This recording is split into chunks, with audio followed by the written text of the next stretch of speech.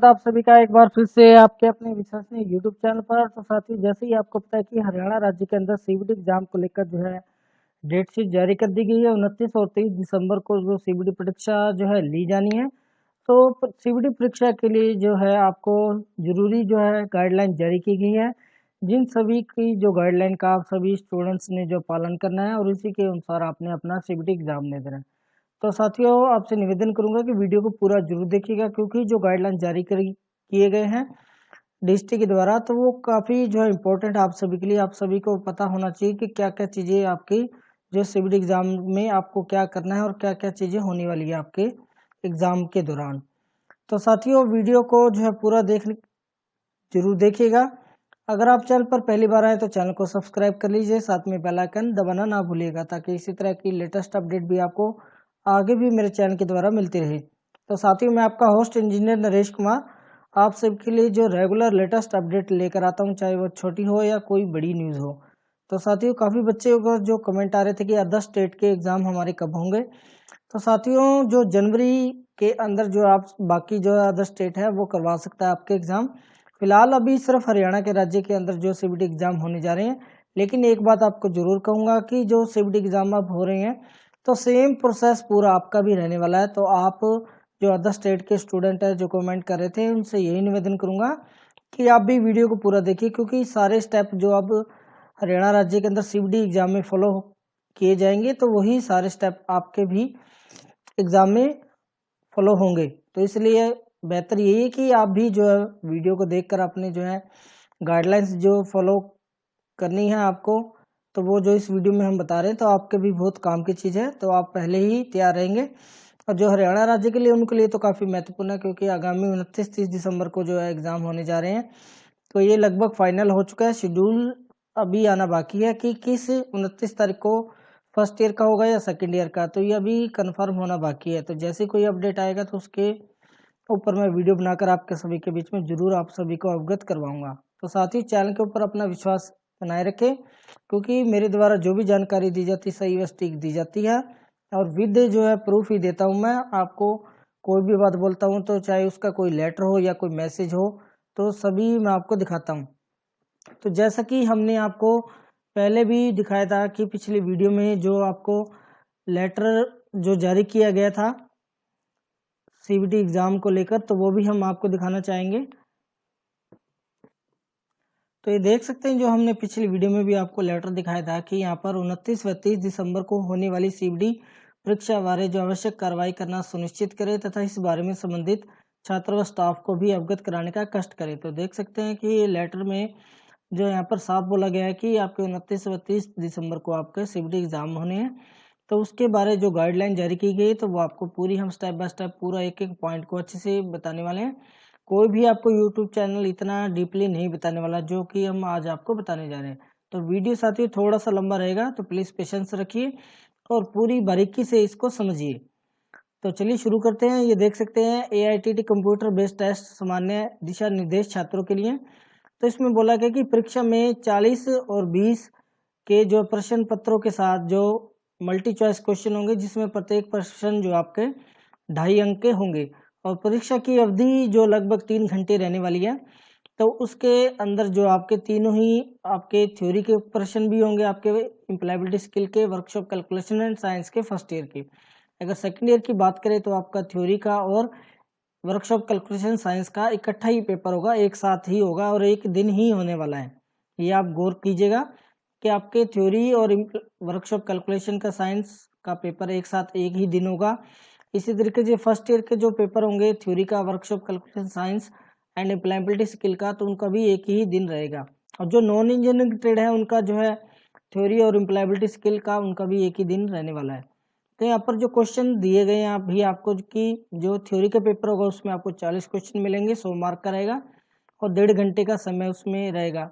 इसी तरीके से वर्कशॉप कैलकुलेशन साइंस व एम्प्लॉयबिलिटी स्किल जो 1 साल की ट्रेड है उनके भी 40 क्वेश्चन आएंगे, 100 मार्क का रहेगा और 1 घंटे का समय मिलेगा। जो इम्प्लॉयबिलिटी स्किल है 1 साल की ट्रेड है, जो नॉन इंजीनियरिंग है उनके 20 क्वेश्चन रहेंगे, 50 नंबर का रहेगा और 45 जो है आपको मिनट दिए जाएंगे। इसी तरह से workshop calculation science second year का जो ट्रेड है उनका 20 क्वेश्चन रहेंगे और 50 मार्क का रहेगा और 45 मिनट दिए जाएंगे। और पेपर सारे आपके एक कंबाइन होगा और एक ही समय में लिया जाएगा। तो ये देख लीजिए यहाँ पर जो सी पॉइंट में बोला गया कि पूरी परीक्षा थ्योरी ईएस वर्कशॉप कैलकुलेशन को एक बार में ही बिना किसी ब्रेक के आयोजित किया जाएगा। तो एक साथ ही आपका होगा, अगर एक बार एग्जाम स्टार्ट हो जाएगा तो 3 घंटे तक आपका जो आपके एग्जाम एक बार में ही लिया जाएगा। उसके बाद परीक्षा कंप्यूटर आधारित टेस्ट के माध्यम से आयोजित की जाएगी, सीबीटी रहेगी। लॉगिन करने के लिए आपको अपना ईमेल आईडी व पासवर्ड डालना होगा। उसके बाद जो नेक्स्ट पॉइंट में बोला गया कि एक बार जब आप लॉगिन कर लेते हैं तो जो निर्देश बिंदुवार जो पर जाएं, जो आगे आपको फॉलो करना है। उसके बाद नेक्स्ट पॉइंट में बोला गया कि कृपया सुनिश्चित करें कि आपका प्रोफाइल विवरण सही है, जो बाद में लॉगिन करने के बाद स्क्रीन पर दिखाई देगा। तो जब आप ईमेल आईडी पासवर्ड डालेंगे तो आपका प्रोफाइल जो ओपन हो जाएगा, तो उसमें आप अपनी प्रोफाइल चेक जरूर कीजिएगा कि आपकी फ़ोटो है, आपका father name, date of birth और आपके ट्रेड वो सब सही है या नहीं है। नेक्स्ट जो है इन्विजिलेटर द्वारा दिए गए परीक्षा पासकोड को दर्ज करें। तो जो आपकी एग्जामिनर होगा वो आपको एक पासकोड देगा, तो उसको आपने दर्ज करना है और उसके बाद जो आपको स्टार्ट बटन के ऊपर जो है आपने दबाकर आगे बढ़ना है। तो जब आप स्टार्ट एग्जाम पर बटन दबा देंगे तो आपका एग्जाम स्टार्ट हो जाएगा। नेक्स्ट पॉइंट में बता रहे हैं कि परीक्षा समाप्त होने तक किसी भी उम्मीदवार को परीक्षा हॉल में छोड़ने की अनुमति नहीं दी जाएगी। तो ये भी आप पॉइंट नोट करें कि आप पहले नहीं जा सकते हैं। नेक्स्ट पॉइंट में बोला गया कि उम्मीदवार को परीक्षा शुरू होने के समय से 30 मिनट पहले परीक्षा हॉल में रिपोर्ट करना चाहिए। तो 30 मिनट पहले आपको जो है अपने एग्जाम सेंटर पर पहुंचना है और एग्जाम सेंटर जो आपका लगभग आपकी आईटीआई या नोडल आईटीआई या नियरेस्ट एनएसटीआई के अंदर ही होना है। और परीक्षा की पूरी अवधि के दौरान कोई भी आपको जो है जय विराम की अनुमति नहीं दी जाएगी, मतलब आप बाहर नहीं जा सकते हैं। और निर्धारित उम्मीदवारों को उनके संबंधित समय अलॉट के लिए परीक्षा हॉल में अनुमति दी जाएगी। तो आपकी जो शिफ्ट की टाइमिंग रहेगी तो उसी में ही आप जा सकते हैं।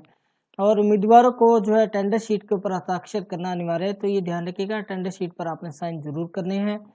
उसके बाद कोई भी जो चीज़ें हैं जैसे मोबाइल फ़ोन, डिजिटल घड़ियाँ, स्मार्ट घड़ियाँ, ब्लूटूथ उपकरण, ईयरफोन, माइक्रोफोन, पेजर, बैंड, इस तरह की वस्तुएं जो आप नहीं ले जा सकते परीक्षा हॉल के अंदर। उसके बाद किसी भी खाने योग्य सामान को खोला या पैक किया हुआ या पानी आदि की बोतलें परीक्षा हॉल के बाहर ही अपने निजी सामान को सुरक्षित रखने की सुविधा भी नहीं हो सकती। तो इस तरह के आप प्रबंध आप अपने पहले ही करके जाए। इन्विजिलेटर और अन्य कर्मचारी स्टूडेंट या निजी सामान को सुरक्षित रखने या नुकसान के लिए जिम्मेवार नहीं रहेगा। नेक्स्ट पॉइंट में बोला गया कि उम्मीदवार को परीक्षा के दौरान पूर्ण जो है चुप्पी बनाए रखना है और उम्मीदवारों के बीच और बाहरी लोगों के साथ किसी प्रकार का संचार की अनुमति नहीं है।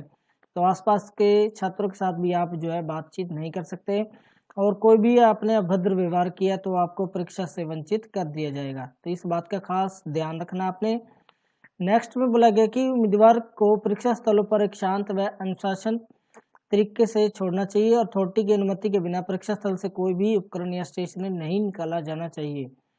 फिर सीबीटी परीक्षा के दौरान शामिल होने के दौरान जो है प्रश्न में 4 विकल्प जो आपको अंग्रेजी हिंदी माध्यम में जो प्रदर्शित किए जाएंगे और प्रश्नों को स्क्रीन पर एक बार उनमें संबंधित 4 विकल्पों के साथ भी दिखाया जाएगा। जो आपका क्वेश्चन होगा हिंदी अंग्रेजी दोनों लैंग्वेज में मिलेगा और आपके ऑप्शन भी जो 4 वहाँ पर आपको मिलेंगे प्रश्न के साथ। तो नीचे जो प्रश्न यहाँ पर जैसे कि ये प्रश्न आपको इस तरह से दिखाई देगा, पहले अंग्रेजी में फिर साथ में हिंदी में और उसके 4 ऑप्शन मिलेंगे ABCD। तो इसके ऊपर आपने टिक कर देना है जो भी आपको सही लगे। तो कृषि प्रश्न का जो उत्तर देने के लिए 4 विकल्पों में से आपने एक जो है ABCD जो भी ठीक है उसको दबाना है और दबाने के बाद जो आपने नेक्स्ट बटन दबा देना है, नेक्स्ट क्वेश्चन आपका जो है आ जाएगा। तो ये नेक्स्ट बटन दबाकर आप अगले प्रश्न पर जा सकते हैं और एक प्रश्न की समीक्षा की स्थिति के लिए चिन्हित कर सकते हैं। अगर आपको किसी प्रश्न में डाउट है तो उस क्वेश्चन के ऊपर आप फ्लैग क्वेश्चन का जो बटन मिलेगा उसको दबा सकते हैं। तो आपको ध्यान रहेगा कि इस क्वेश्चन में मुझे जो है डाउट था, तो आप उस लास्ट में जब आप सारे क्वेश्चन अटेम्प्ट कर ले तो फ्लैग क्वेश्चन पर जाकर उस क्वेश्चन का आंसर दे सकते हैं बाद में। और परीक्षा की समीक्षा के लिए चिन्हित बटन को हटाने के लिए अंकन समीक्षा पर क्लिक करें और अन्य मूल्यांकन के लिए विचार किया जाएगा। तो जो आपने ये क्वेश्चन पहले किया था तो उस पर दबाकर आप इसको सही कर सकते हैं फ्लैग क्वेश्चन को। उसके बाद ये बताया गया कि ये अलग अलग बटन यहाँ पर आपको दिखाई देंगे। नंबर 1, 2, 3, 4, 5 ऐसे सीरियल चलेंगे आपके क्वेश्चन के। अगर जो प्रश्न के उत्तर आपने दे दिए वो ग्रीन बटन आपको दिखाई देगा उसके ऊपर, और जिसको आपने फ्लैग किया क्वेश्चन का जो डाउट था तो वो येलो बटन आपको इस तरह से दिखाई देगा, जो सीरियल होंगे आपके क्वेश्चन के। और सवालों के जवाब या समीक्षा के लिए चिन्हित, तो जितने जो सवाल आपने जो रह गए हैं, वो जो सवाल आपने अटेम्प्ट नहीं किए हैं तो वो ग्रीन जो ब्लू कलर के अंदर आपको दिखाई देंगे। और साथ में साथ आपको स्क्रीन के जो है राइट कॉर्नर में आपको टाइमर भी चलता दिखाई देगा कि कितना समय आपका जो है बच चुका है, और ये उल्टी घड़ी चलती रहेगी, टाइमर घटता जाएगा समय जैसे जैसे, और लास्ट में जब टाइम पूरा हो जाएगा तो ऑटोमेटिकली आपका पेपर सबमिट हो जाएगा।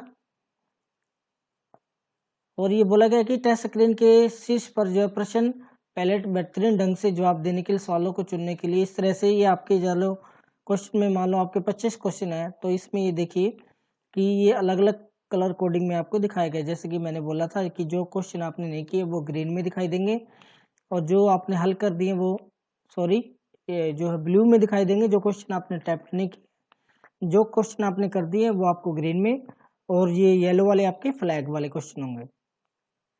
तो लास्ट में शेष जो 5 मिनट पहले ही आपको जो है यहाँ पर टाइमर 5 मिनट पहले ही आपने पूरा सुनिश्चित कर लेना है कि आपका पूरा पेपर हो चुका है, और लास्ट में आपको रिव्यू एंड सबमिट बटन पर आपको क्लिक करके अपना जो है पेपर है आपको सबमिट कर देना है। तो सबमिट करने के बाद आपका जो है स्वतः ही आपका पेपर सबमिट हो जाएगा।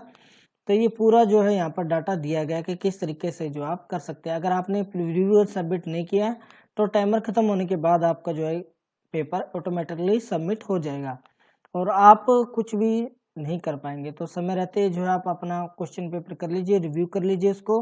लास्ट में ही इसको रिव्यू एंड सबमिट करना जब आपको लगे कि हमने पूरे प्रश्न के उत्तर दे दिए।